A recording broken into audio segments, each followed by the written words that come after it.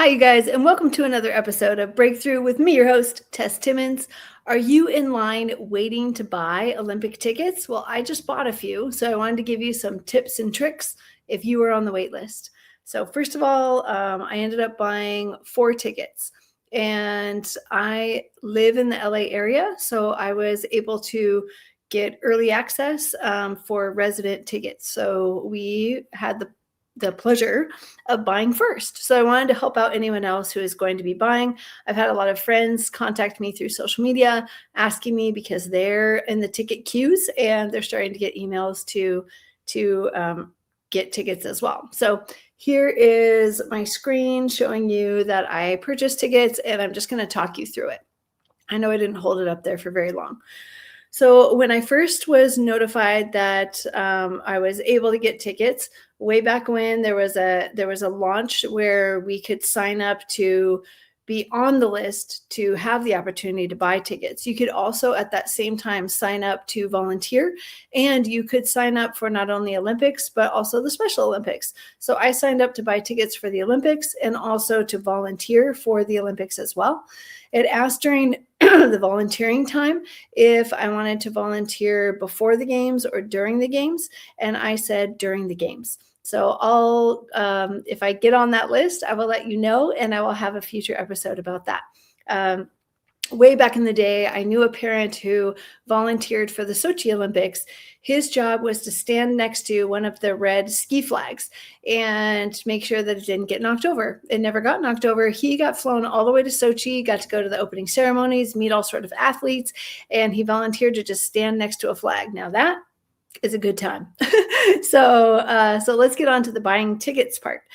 I was notified that I made it through. I was able to buy tickets. Then I had another notification. All these came through an email, so I would check my spam account as well. I got another notification that the ticket process was opening up for LA locals to make sure that our credit cards matched the zip code so that we would get the discount price. Where did I hear about all of this? Through the 2028 Olympic Instagram link, and I'll have that in the show notes below. So when I first logged in that morning, it said that I had a 3-day window. And I want you to realize that even though you have a 3-day window, you only get one shot to log in. That I think is like the biggest tip I can give you. So I logged in the first day, and I logged in at 1 p.m. I couldn't log in at 8 in the morning because I was recording a television show, Hard Life, I know. So I logged in at 1 in the afternoon. By the time I logged in at 1 in the afternoon, there were certain tickets that were already gone. There were a few that said that they were sold for $43, but it was grayed out, so I could no longer click on it. There were some that were sold for $93, but they were grayed out as well, so I couldn't click and purchase those. And then the next price up was $120 to $140, and then it goes up from there. So you can either shop by date, which I think is a little bit harder because how are you going to know in 2028 your dates? I guess you could. You can also log in by venue, and there's a map so you can familiarize yourself with all of it before the date of your window opening. But I chose to look by sport. It seemed like the easiest way to go. So when I logged in, I typed in gymnastics. The only gymnastics things that were available by the time I logged in were trampoline gymnastics. So I ended up not buying any.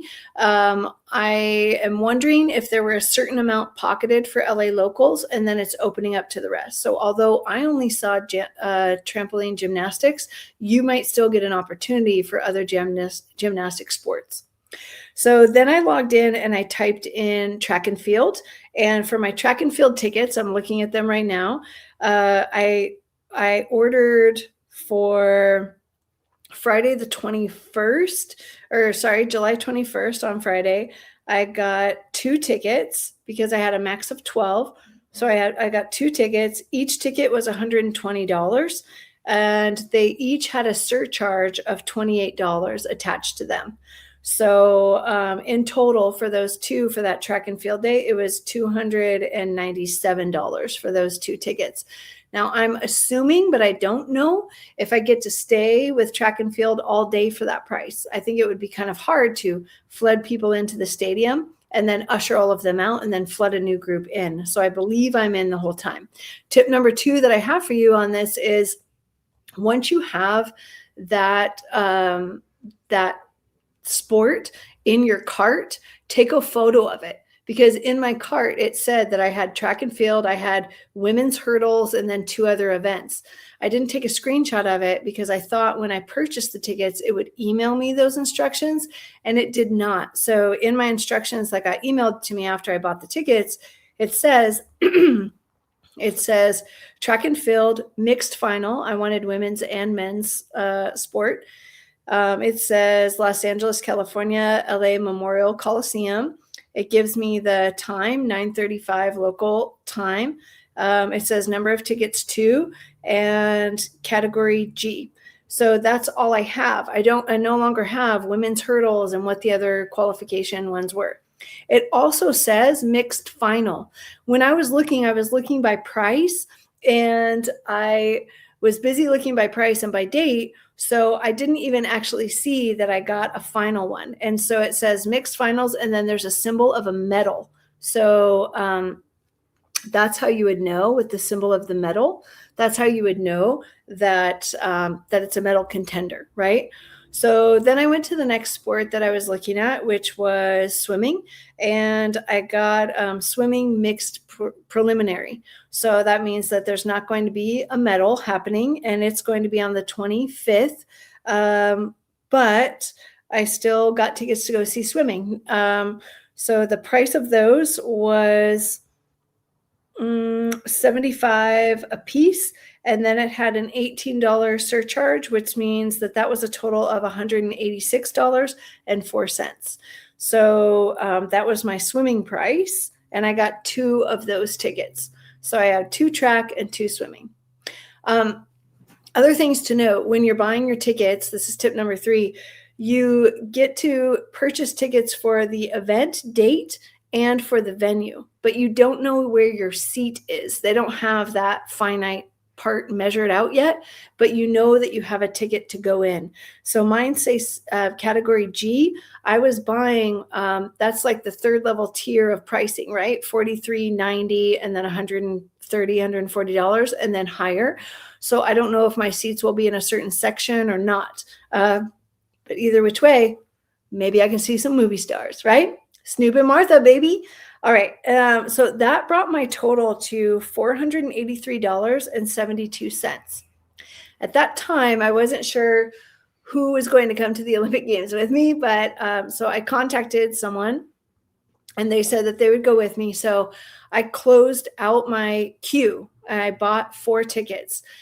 What I was thinking was I would clear that one out off of my credit card, and then I would log back in and buy more. I was not able to. You're not allowed to. So tip number 3, once you log in, if you're going to get 12 tickets, get them then. You have to get them then, because you don't, even though you have a 3-day window, you don't get another opportunity to go in and buy tickets. So luckily some of my friends are up to buy tickets. So I'm hoping that they get beach volleyball, gymnastics, basketball, some other events, so that then I can pay them and we can, make a whole week of it. So those are some good tips for you to know. What else I would say is you have a 27-minute window to purchase. So you really want to already have in mind what you're excited about, but I would also say stay flexible. So when I logged in to look at weightlifting, those tickets were at a starting price of $600. I was not going to buy $600 tickets. That would be $1,200 to watch one weightlifting event. So I wasn't going to watch that. Although I am a fan, I love weightlifting, but I wasn't going to pay that price. When I logged in for opening ceremonies, that price was already $3,300 some dollars. So unfortunately, this time I couldn't afford that for one ticket is what I'm talking about. So figure out like what matters to you. Does the date matter to you? Does the sport matter to you? Does the price matter to you? And then find your avenue that way. And then again, those tips again are you get a 3-day window, but once you log in, you only get to log in once. When you are getting your tickets, you get a max of 12. So make sure your credit card is paid off so that you can purchase all 12 of whatever you can afford. And then I found the best bet to be to log in by sport. All right. Well, happy games to you. And I hope to see you there. Yes, maybe in 2 years we'll be at the Olympics. Bye.